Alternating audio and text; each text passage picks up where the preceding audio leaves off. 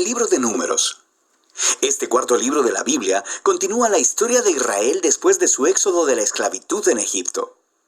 Dios los había llevado al monte Sinaí y ahí había hecho un pacto con ellos.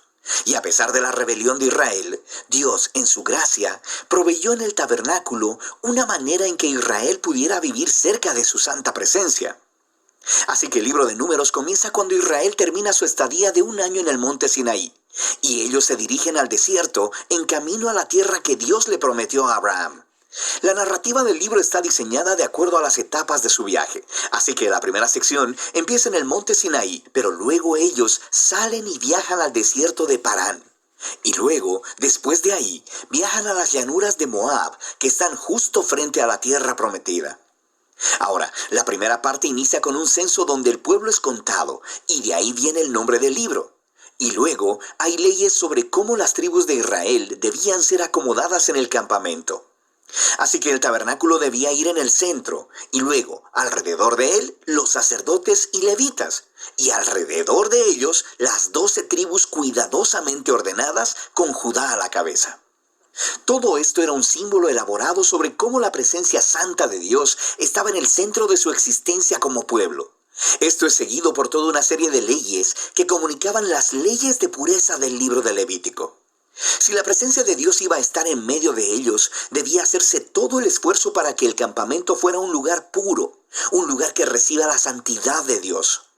En el capítulo 10, la presencia de Dios se levanta del tabernáculo y guía a Israel lejos del Sinaí, hacia el desierto. E inmediatamente las cosas comienzan a marchar terriblemente mal. En el capítulo 11 el pueblo empieza a quejarse de hambre y sed y empiezan a decir que quieren regresar a Egipto. Luego, en el capítulo 12, incluso el hermano y la hermana de Moisés empiezan a oponerse y a hablar mal de él delante de todo el pueblo. Este viaje no tuvo un buen comienzo. La siguiente sección comienza cuando los israelitas llegan al desierto de Parán, más o menos a la mitad del camino a la tierra prometida. Y Dios le dice a Moisés que envía a los 12 espías, uno por cada tribu, para que puedan reconocer la tierra prometida. Y cuando todos los espías regresan, 10 de ellos dicen que no hay posibilidad de que Israel pueda sobrevivir allí, porque los cananeos los destruirán. Pero hay 2 espías, Caleb y Josué, que dicen que Dios puede salvarlos. Pero los 10 provocan al pueblo a una ira temerosa y empiezan a planear un motín. Van a nombrar un nuevo líder y regresar a Egipto. Así que Dios está comprensiblemente molesto y Moisés intercede en favor del pueblo.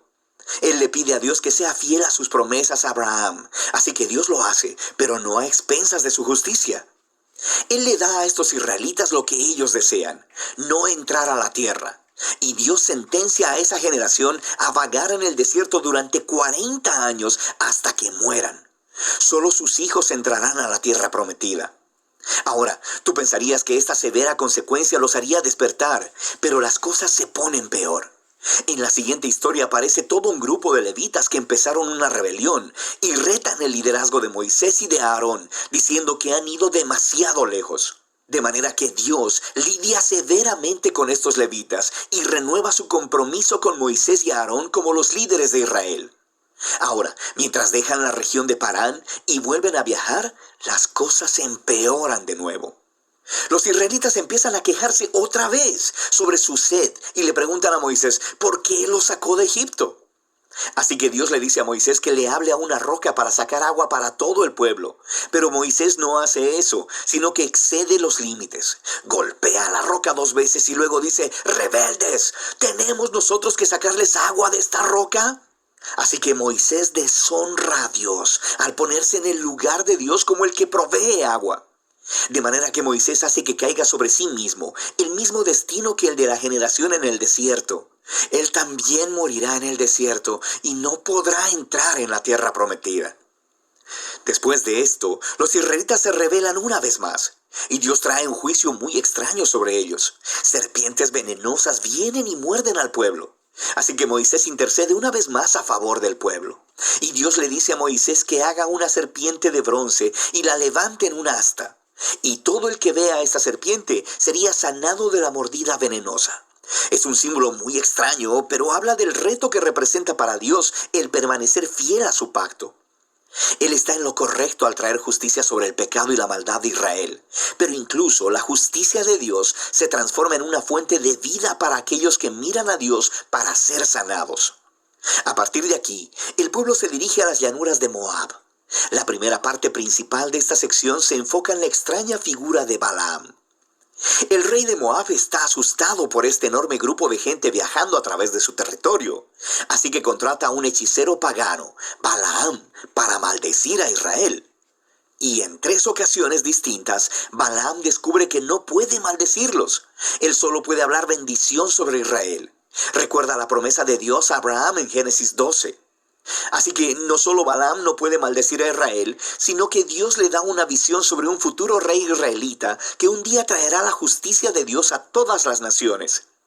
Esta visión recuerda la promesa de Jacob a Judá en Génesis capítulo 49.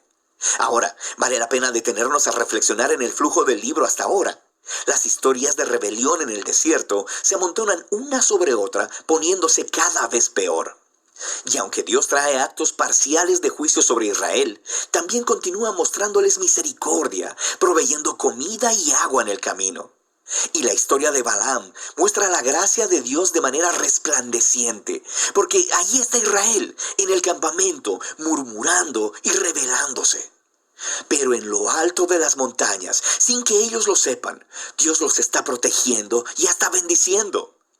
Y es este contraste entre la rebelión de Israel en el desierto y la fidelidad de Dios lo que hizo a estas historias tan importantes para las postreras generaciones de Israel.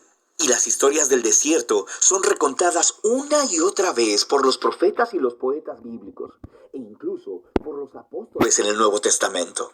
Y estas historias siempre sirven como advertencia, que aunque Dios permanecerá fiel a sus promesas del pacto, Él también permitirá que su pueblo sea parte de Él en rebelión y que enfrente las consecuencias. Después de esto, el resto del libro se enfoca en los hijos de la generación que pereció en el desierto, y ellos empiezan a prepararse para heredar la tierra prometida. Ellos hacen otro censo de la nueva generación, y luego ganan muchas batallas a los pueblos de alrededor. Y luego, algunas de las tribus empiezan a asentarse en la tierra prometida.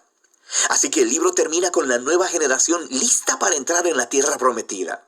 Y Moisés está a punto de darles sus últimas palabras de sabiduría y advertencia. Pero por ahora, de eso trata el libro de Números.